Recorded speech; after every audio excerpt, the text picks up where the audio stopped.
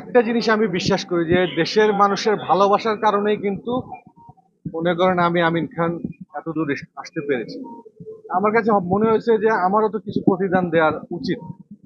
প্রতিদানটা কিভাবে দেয়া যায়, এক একজন হয়তো এক এক ভাবে দেয়। আমার প্রতিদানটা এভাবে হয় যে আমি এমন একটা কোম্পানির সাথে যুক্ত হব যারা আসলে দেশের মানুষের জন্য কিছু করার চেষ্টা করে। এবং আমি চেয়েছি যে দেশে উৎপাদিত এই ভালো মানের পণ্যগুলো আমার সাধারণ মানুষের কাছে কিভাবে পৌঁছানো যায়। হয়তো আমি বললে মানুষ সহজে এটার প্রতি আকৃষ্ট হবে। আমরা কেন আমাদের কষ্টার্জিত এই টাকাটা আমরা বিদেশে পাঠিয়ে দিব? এটা তো অনেক কষ্টের টাকা।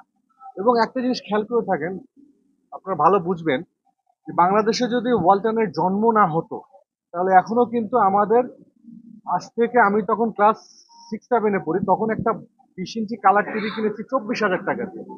পৃথিবীতে সব জিনিসের দাম বাড়ে, কিন্তু দেখেন ওয়ালটনের জন্ম হয়েছে বিধায় কিন্তু বাংলাদেশে এখন সে 20 ইঞ্চি কালার টিভি 9 থেকে 10 হাজার টাকা আপনারা পাচ্ছেন।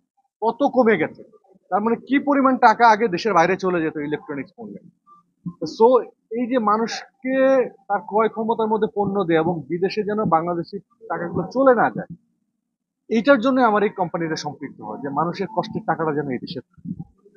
হ্যাঁ, অনলি ফর দিস রিজন। বরিশালে যারা থাকেন সবার কাছে অনুরোধ করব যে আপনারা সবাই আসেন এই মেলায়।